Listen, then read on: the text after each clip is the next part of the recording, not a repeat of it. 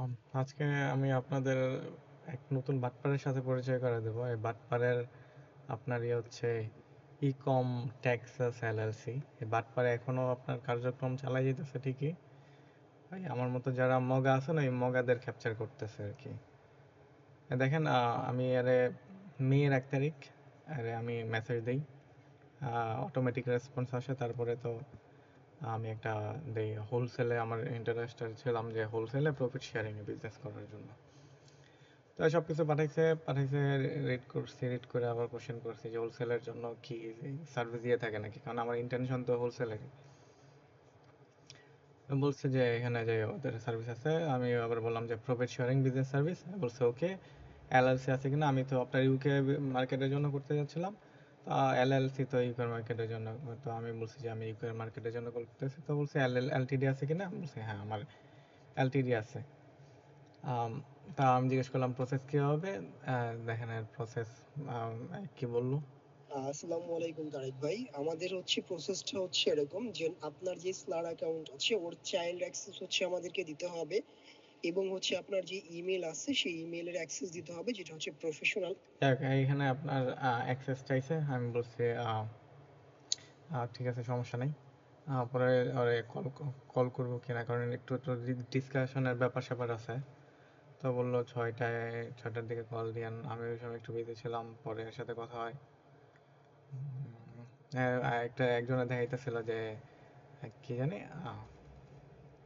যাই হোক আরেকজনের কাহিনী এখানে শেয়ার করতেছিল।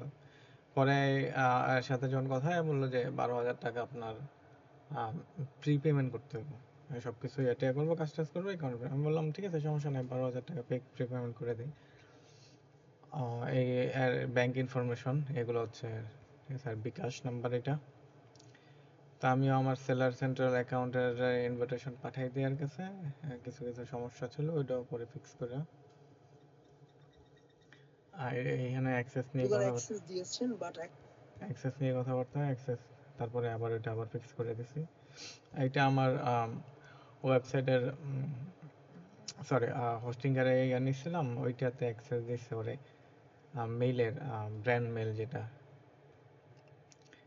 ওয়েবসাইটটা বলছি একটু পরে, কারণ ওয়েবসাইটে কাজ চলতেছিল তখন। এর মধ্যে আমি এই যে পেমেন্ট করে দিই, এখানে 12,500 টাকার আমি পেমেন্ট করি।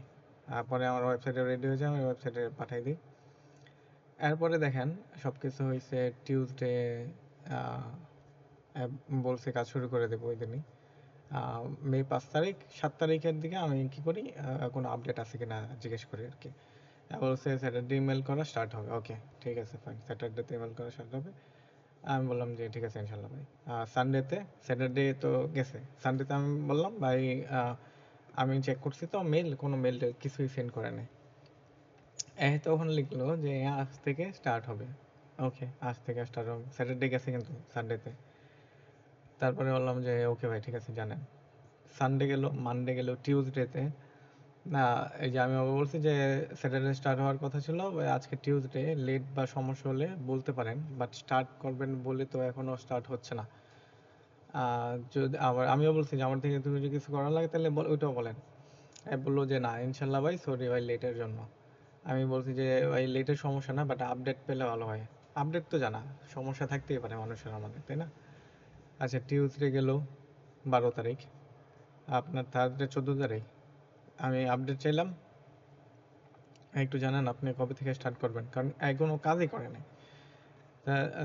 গেল আপনার 14 তারিখ, গেল 16 তারিখে আবার দিলাম, আর কোনো রেসপন্স কিন্তু আসে নাই।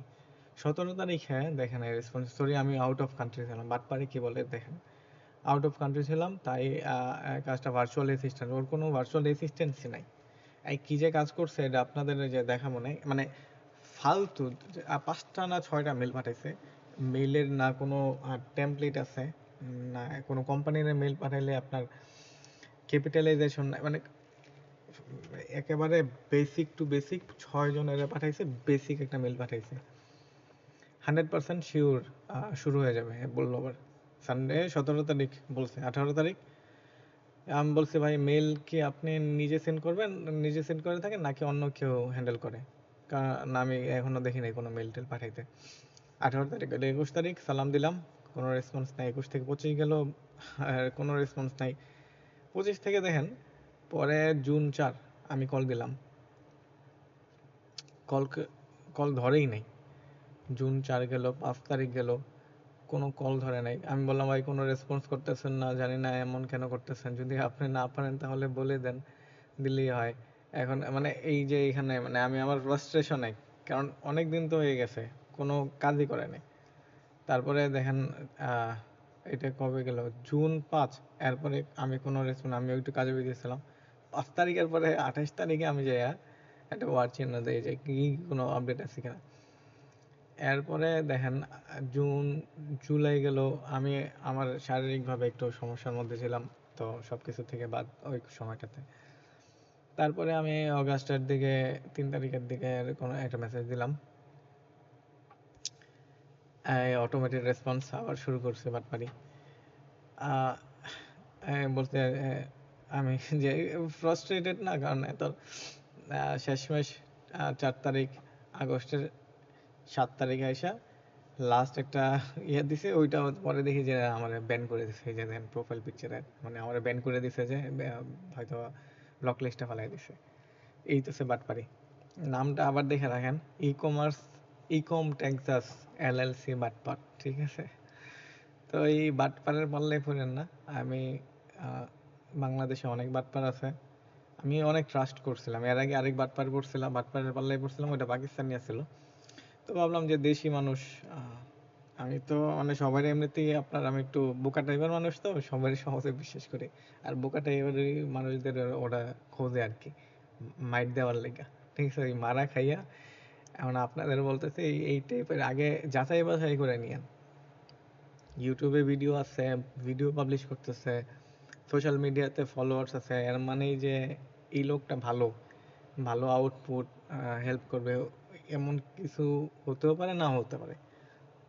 তো পারলে যদি কেউ এরকম পোস্ট করে থাকে, ওদের সাথে একটু কথাবার্তা বলেন। ওদের ভিডিও কমেন্টে দেখেন যে কেউ কোনো কমেন্ট করতেছে না, ওদের সাথে একটু কমিউনিকেশন করেন।